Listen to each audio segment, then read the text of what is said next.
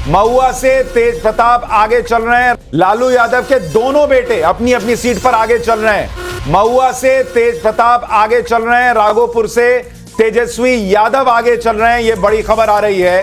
तो लगातार जो है ये मामला तेजी से पलट भी सकता है, इसको लेकर चर्चा हम कर रहे हैं। और ये कोई बड़ी बात नहीं होगी अगर पलट जाए, क्योंकि चुनाव में ये होता है, शुरुआती रुझान है, ये मामला पलट भी सकता है। जी अजय भाई, बात पूरी कीजिए। मैं इसलिए बताना चाह रहा था कि देखिए, परिवर्तन प्रकृति का नियम है और बिहार में परिवर्तन निश्चित इसलिए है कि 20 साल का जो महाजंगल राज वहाँ चल रहा था दूसरों पे, अच्छा वहाँ ये कार्ड इनका, ये वाला कार्ड तो चला नहीं, जो हिंदू मुस्लिम इनका पाठ्यक्रम है ये भी नहीं चला। वहाँ जनता ने वहाँ मोदी जी को नकार दिया है कि लोग वहाँ के बता रहे हैं। मेरी भी चर्चा रहती है, मैं भी टच में रहता हूँ।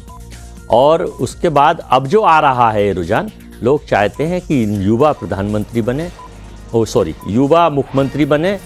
और नीतीश जी को तो वैसे भी थोड़ा सा एज का हो गया, तो वैसे भी बीजेपी नहीं बनाएगी उनको, चाहे बन जाए कितने। ये अलग बात है कि उनका समर्थन केंद्र को है, उसमें भी बहुत सारी चीज़ें शाम तक चेंज जाएंगी जो ज्ञानी पंडित कह रहे हैं। शायद यशवंत सिन्हा साहब का एक पॉडकास्ट में देख रहा था कल, उसको अगर आप देखेंगे तो उसमें बहुत सारी चीज़ें इसलिए कि वो, आपको याद होना चाहिए, कर्पूरी ठाकुर के प्रमुख सचिव होते थे और उसके बाद फिर वो अध्यक्ष बने बीजेपी के बिहार के, उसके बाद वो केंद्र में मंत्री बने और एक तरह से इन सबसे सीनियर है। उनका मैं आपके भी पॉडकास्ट में एक दो देखता हूँ, आप भी अच्छे, बेशक चाहे वो स्पिरिचुअल, आप मेरा पॉडकास्ट देख रहे हैं, बहुत अच्छी बात है, चाहे वो स्पिरिचुअल करते हो। लेकिन आजकल मुझे लग रहा है आप पॉडकास्ट बहुत देख रहे हैं। नहीं, बट देखिए, आपको इस बीच बताऊं, तेज प्रताप फिर पीछे हो गए।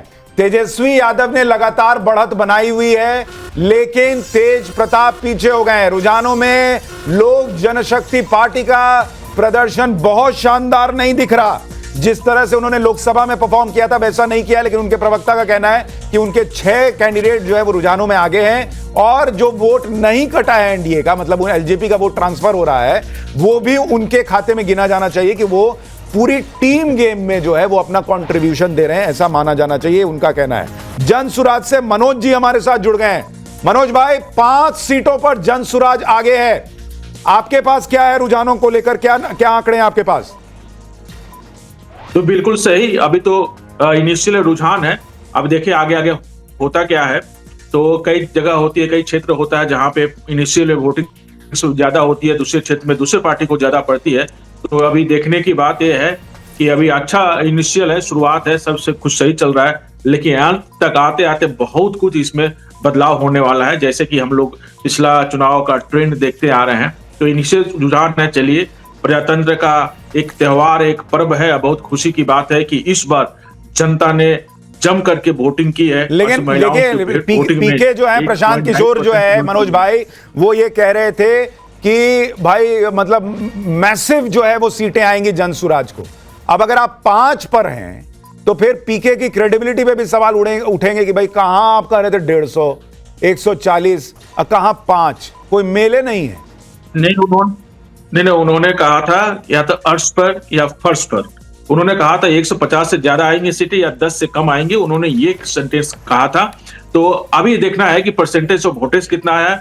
एक बात को हमको नहीं लेकिन ना आप अर्श पे हैं ना फर्श पे हैं, आप चौकी पे हैं।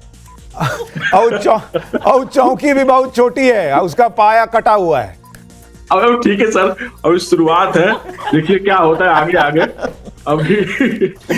लेकिन एक बात है कि जनसुराज की सीटें जितने यहाँ पे बढ़ेगी, उतना ही पॉसिबिलिटी होगा कि किसी की सरकार न बने।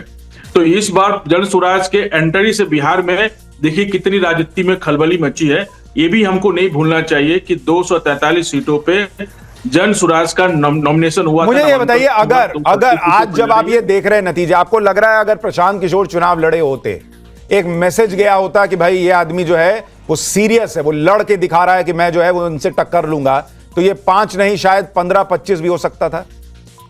नहीं, देखिए ये तो पार्टी का डिसीजन होता है किसको लड़ना है किसको नहीं लड़ना है। महात्मा गांधी ने कभी चुनाव नहीं लड़ा, क्या वो राजनीतिज्ञ नहीं थे? ऐसे बहुत सारे वो है कि चुनाव लड़ना ही राजनीति। एक बात बोलूं मनोज भाई, ईमानदारी से, सब यही बोलते हैं कि पार्टी का निर्णय होता है। पार्टी का निर्णय ना बीजेपी में होता है, सबको पता है कहां से सब तय होता है।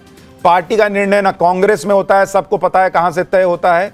अब पार्टी का निर्णय ना आरजेडी में होता है, सबको पता है कहां से तय होता है। अब पार्टी का निर्णय आप में भी नहीं है, सबको पता है कहां से क्या तय हो रहा है। लोग यही चर्चा कर रहे हैं कि पीके हिम्मत नहीं जुटा पाए। नहीं, ऐसी कोई बात है, हिम्मत जुटाने की बात नहीं है। अपनी एक रणनीति होती है, काम को लड़ना है कि नहीं लड़ना है। रणनीति नहीं ना समझ में आया बॉस। उनका अपना मानना था, अपना कहना था कि अब बहुत सारे क्षेत्र हैं जो प्रत्याशी लड़ रहे थे। 243 विधानसभा में हमारे प्रत्याशी उतरे थे बिना अलायंस के। ये बात बहुत महत्वपूर्ण है, बिना अलायंस के हम लोग लड़ रहे हैं। उसके पास भी 5 सीटों पर देखिए, मैं आपको एक और बड़ी चीज बताऊं। चलिए कोई बात नहीं, आपने प्रयास अच्छा किया, इसमें कोई दो राय नहीं है। और ये आपके लिए एक पहला बड़ा चुनाव आप कह सकते हैं था जिसमें आपने प्रयास किया।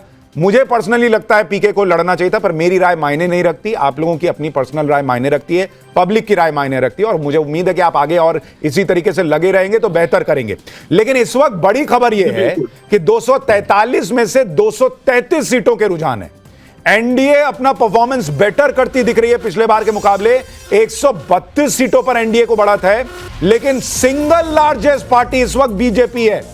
यह आप देखिए, बड़ी खबर आ रही है कि सिंगल लार्जेस्ट पार्टी एनडीए के अंदर बीजेपी, और इस पूरे चुनाव में बीजेपी और आरजेडी को अगर आप देखें, बीजेपी 76 है, इसलिए बीजेपी सिंगल लार्जेस्ट पार्टी, और आरजेडी जो है वो दूसरे नंबर पर है 72 सीटों के साथ।